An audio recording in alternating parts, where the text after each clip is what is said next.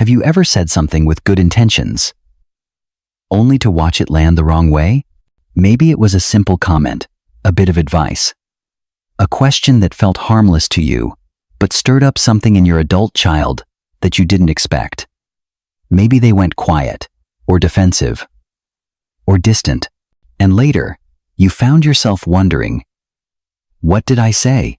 If you're in your 60s or beyond, you've likely earned the sacred title of retired. But that doesn't mean the work of relationships is finished.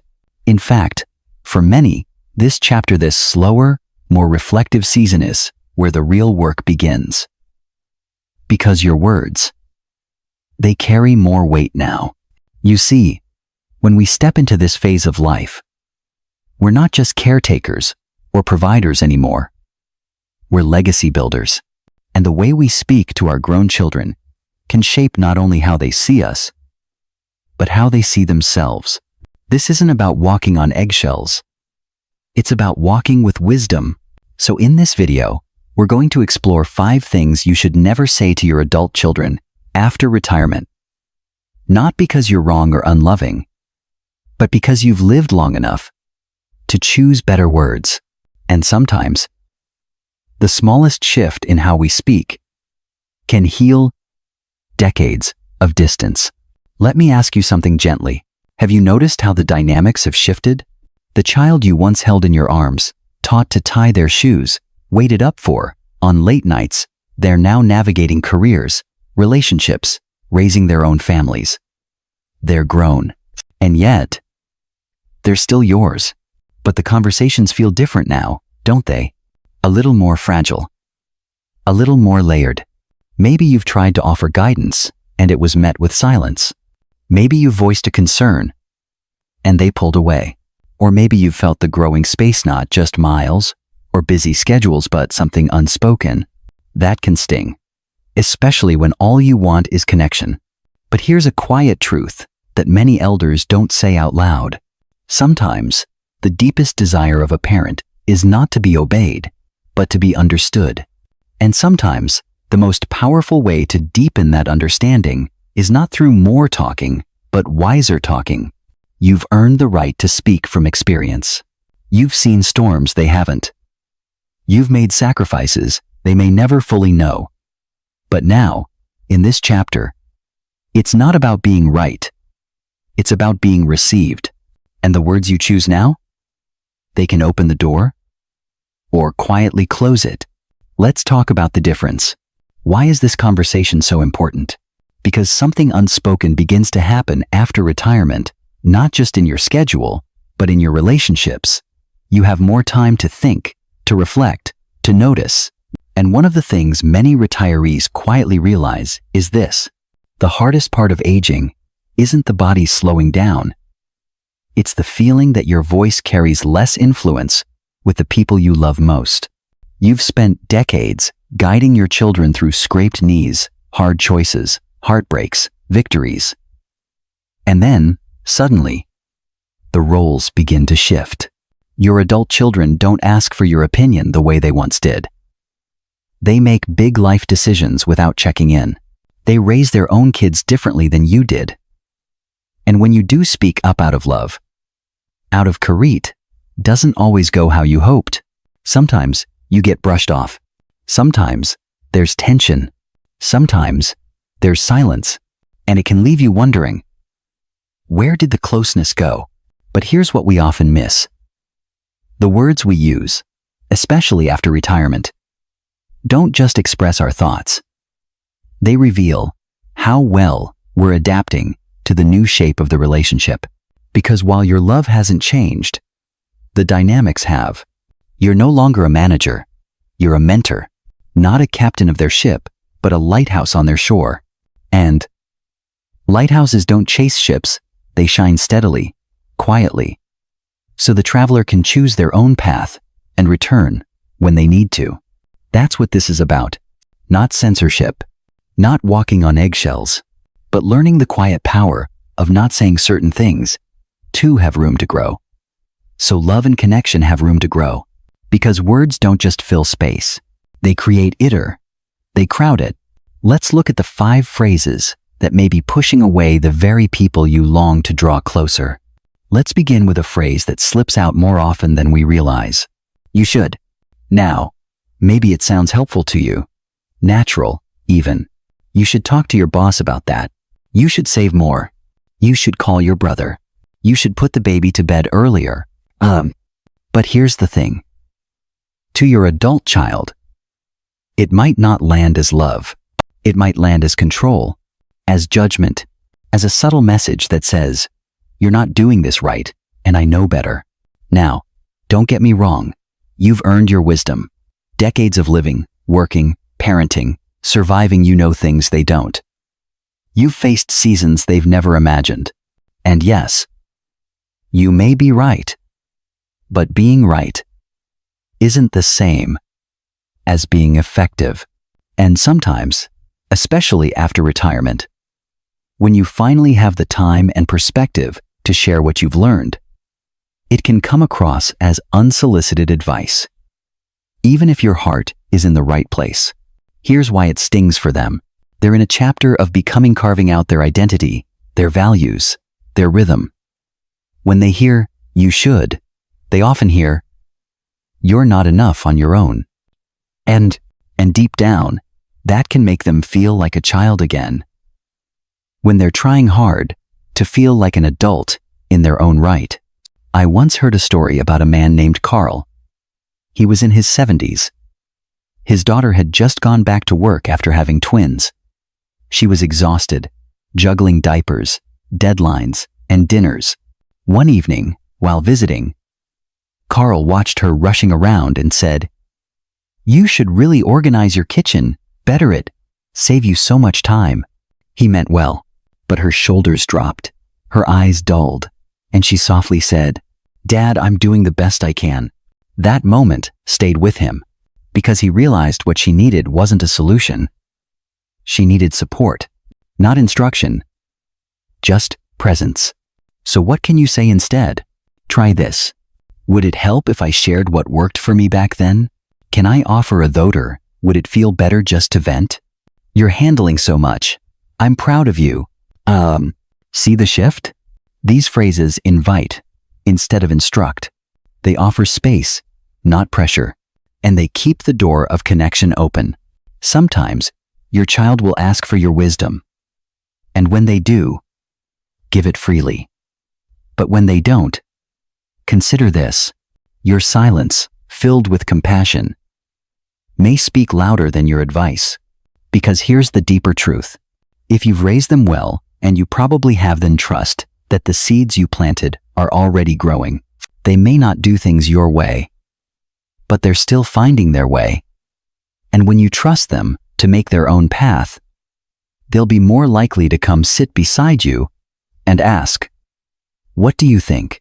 So ask yourself, is this about needing to be heard or about making them feel seen? Because at this stage, your wisdom is most powerful, not when it directs, but when it respects. The second thing to be mindful of saying is this: when I was your age. Now, this one is tricky. It can feel like storytelling, like sharing. It can come from a beautiful place of wanting to relate, to connect, to pass something down. And sometimes, it is received that way if the timing and tone are right. But often, it doesn't land the way we hope, because what we think is connection, they sometimes hear as comparison. When I was your age, I already had 2 jobs and a mortgage. When I was your age, I didn't complain. I just did what needed to be done. When I was your age, we didn't need all this therapy and self-care. Do you hear it? The message between the lines? Even if it's unintentional, it can sound like, you have it easier, you're softer, you're not measuring up. And in a world where younger generations are already drowning in comparison and pressure, that message, even gently spoken, can quietly wound. Here's the truth. Your life was different, and your resilience, your sacrifices, your hard-earned lessons, they matter deeply. But your children are growing up in a world you didn't face. The pressures are different. The pace is relentless. The economy, relationships, Parentinit's not just harder or easier. It's different. So when you say, "When I was your age," it can unintentionally shut down the complexity of their current reality. Instead of opening a bridge, it builds a wall. But that doesn't mean your stories aren't valuable. It just means the framing matters. Try this instead. Hearing you talk about work reminds me of a tough time I went through back in the day. Can I share a story from when I faced something kind of similar? It's different now, but I remember the feeling and that part hasn't changed. Notice how these openings acknowledge the difference in times, while still connecting heart to heart. You see, the real gold in your stories isn't the timeline, it's the emotions within them. Fear, hope, doubt, grit, grace, those are timeless. That's where connection happens, because your children aren't looking for a competition. They're looking for compassion. And here's a deeper question. What if your role now isn't to compare eras, but to bless theirs, to look at their world, even if it seems foreign to you, and say, "I see you. You're doing better than you think. I admire how you're navigating this. I wouldn't want to trade places, and I'm proud of how you're handling yours." That kind of validation, that stays with people. I once sat with a man named Robert, late 60s, recently retired. His daughter was trying to balance 3 part-time jobs while raising a special needs child. One night, after listening to her vent about how hard it was, he paused. He wanted to say, "When I was your age." But instead, he simply said, "I never had to face what you're facing, but I know strength when I see it." And she cried, not because he fixed anything, not because he gave advice, but because for once, she felt seen without needing to measure up. So here's the invitation. Let your stories become lanterns, not measuring sticks. Offer them not to prove how strong you were, but to remind them how strong they are becoming. And in doing so, you don't just share your past, you shape their future. The third phrase, to gently let go of, is this: "You never call me anymore." Now, if you've ever said this or even thought it, please hear this with kindness. It likely came from a place of longing, of missing them, of wondering, did I do something wrong? Do they still need me? A. And that's completely human. But when those words are spoken, even playfully, they often don't create closeness. They create guilt, and guilt is a poor foundation for connection. Here's what your adult child likely hears when you say that. "I'm failing you. I'm a bad son or daughter. I'm not doing enough, and now I have to make up for it." Now, instead of picking up the phone out of joy, they call out of pressure. And slowly, the call becomes a chore instead of a choice. And I know part of you might say, "Well, good. At least they'll remember." But I also know that's not what your heart really wants. You don't want obligation. You want connection. You want to matter. So let's reframe this. What if, instead of saying, "You never call me anymore," you said, "I miss hearing your voice. It always makes my day when we talk. Let me know when you have a free moment. I'd love to catch up." Do you feel the difference? The first way comes from lack. The second comes from love. The first stirs shame. The second stirs desire. And here's something else to consider. Your children may be overwhelmed. Many adult children today are part of the sandwich generation, caring for aging parents and raising kids of their own, working longer hours, managing stress you may not see. It's not that they don't care. It's that they're trying to hold it all together, and sometimes something drops. So, instead of taking the silence as rejection, take the lead with grace. Send a short message. "Thinking of you today. M." No pressure to reply, just wanted to say I love you. I saw something that reminded me of you, made me smile. These small gestures aren't small to them. They're anchors. They remind your child, my parent still loves me in a way that doesn't demand, doesn't shame, doesn't punish, just loves. That kind of love, that brings people back. I once spoke with a woman in her late 30s. Her mother, recently retired, had started saying things like, "You don't need me anymore," or, "I guess I'm just not important." It broke her heart, but it also pushed her away. She said, "I love my mom, but I dread the guilt trips. I wish she just told me she missed me without making me feel bad." That's the key. Because here's the deeper truth. When love feels like a guilt hook, people pull away. But when love feels like an open door, they walk through. So next time you feel the urge to say, "You never call me," pause, breathe, and ask yourself, what am I really craving? Then say that. Because the older you get, the more you realize time is precious, energy is sacred, and relationships, especially with your adult children, don't need guilt to grow. They need grace. Let's talk about one of the most quietly damaging phrases a parent can say to an adult child, especially after retirement. "You're doing it wrong." Now, most of us don't say those exact words, but sometimes it's hidden in our tone, in a sigh, in a raised eyebrow, in a quiet, "Well, that's not how I would have done it." And here's the thing. You may be right. Maybe they are doing it in a way that seems less efficient, less traditional, or even a little reckless. But saying or implying that they're doing it wrong often doesn't correct the behavior. It damages the relationship, because for your adult children, those words don't just land on the surface. They hit something deeper. I'm still not enough. I still haven't earned their approval.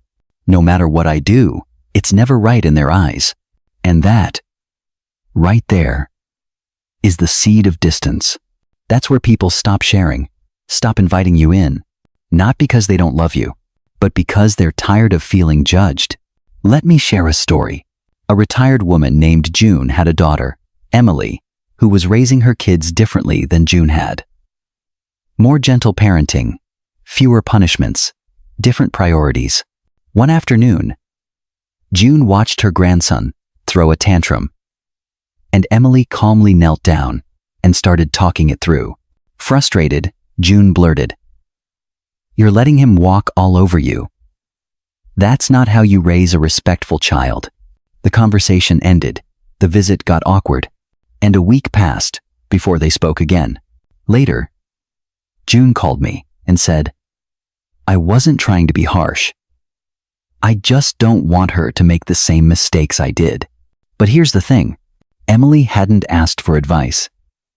She had asked for support. And in that moment, what June meant as protection felt like rejection. So what's the better way? It starts with curiosity instead of correction. Instead of, "You're doing it wrong," try, "I noticed you handled that really calmly. What's your approach with him?" Who? That's different than how I did it. And I'm curious, what have you found works best for you? I'd love to understand more about how you're thinking through this. You see, when you ask instead of advise, you build trust. And when you build trust, you earn the right to speak into their life when they're open, not when they feel exposed. And here's a deeper truth. One many parents come to later in life. They don't need you to shape them anymore. They need you to see them. Your adult children aren't unfinished versions of you. They are becoming their own people, with their own values, their own stories, their own methods. And yes, they'll make mistakes. So did you. But if you want to be invited into their growth, be gentle with their process. Ask question. Listen more. Speak less. And when you do speak, lead with humility. Like this. "Can I share something I learned the hard way? This might not apply, but here's what I wish I'd known." You're not giving up your wisdom. You're delivering it in a way that can actually be received. Because the point isn't to be right. It's to be remembered well. And in the long run, your children won't remember every suggestion you gave, but they will remember how safe they felt around you. So next time you feel the urge to correct, pause and ask, do they need my instruction, my encouragement? Because at this stage in life, you don't need to parent their choices. You need to protect the bond. And that is a different kind of wisdom. This one might come as a surprise. I just want what's best for you. It sounds noble, doesn't it? It sounds like love. And often it is love. But here's why we need to be gentle with this phrase. It can quietly imply that you already know what's best. And that can feel like a verdict, not a conversation. You see, your adult children are navigating their lives in a world that looks very different from the one you came of age in. The careers they choose, the partners they love, the way they raise their children, spend their money, even the way they define happiness, it may not always match your vision. But that doesn't mean it's wrong. It means it's theirs. So when you say, I just want what's best for you, and it comes after a disagreement, after a career decision you wouldn't make, or a lifestyle choice you don't understand, it can sound more like, you don't know what's best for you. My version of your life would be better. And that stings. Even if it's coded in love, it can leave them feeling unseen. Like their voice doesn't matter. Like their life is being measured against a blueprint they never got to write. I once met a retired father named Greg. His son had left a stable job to start a nonprofit, low salary, big dreams. Greg said, I just want what's best for him. This nonprofit thing, it's risky. It's not secure. When I asked if his son felt supported, Greg paused. No, he admitted. He thinks I don't believe in him. That's the paradox. Greg did believe in him. But the words he chose didn't reflect that. They reflected fear. His own fear. And here's where the shift begins. What if, instead of, I want what's best for you, you said, I trust you to choose what's best for yourself. Even if I don't fully understand, I believe in your path. Your happiness matters more to me than my expectations ever could. That kind of affirmation doesn't shrink your role, it elevates it. Because now, you're not the one steering the ship. You're the one standing at the shore, waving with pride. Even when their destination looks unfamiliar. That's what unconditional support looks like. It doesn't mean you never worry.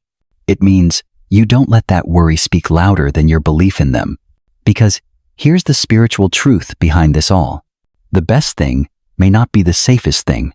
The best thing may be the path that includes risk, failure, reinvention, change, just like your path once did. So next time you feel the urge to say, I just want what's best for you, pause and ask yourself, can I trust them to define what that looks like now? Because your role has evolved from protector to witness, from guide to encourager, from the voice that says, let me show you, to the voice that says, I'm here, no matter what. And sometimes, that quiet shift says more than 1,000 lectures ever could. Because when your child knows they are trusted, even when their choices are unfamiliar, your bond deepens. Your love becomes freedom, not pressure. And that's one of the most sacred gifts you can offer in this season of life. So, here we are. 5 phrases. 5 seemingly small moments, but behind each one, a doorway to either closeness or quiet disconnection, to either trust or tension, to either being heard or being held at arm's length. The truth is, these things aren't said with bad intentions. They're said with love, with concern, with care. But as we grow older, our wisdom has to evolve alongside our love. Because in this chapter of life, your golden years, your greatest power, isn't in shaping your children anymore. It's in supporting them. It's in choosing your words with the same care you once chose their bedtime stories, their lunches, their futures. And here's the miracle. When your adult child feels accepted for who they are right now, not who you wish they'd become, they'll want to come closer. Not out of guilt, not out of duty, but out of love. And that's the legacy you leave. Not in the lessons you taught, but in the love that lasted. Before we part today, I want to leave you with a quiet question. What kind of presence do you want to be in your children's lives from this point forward?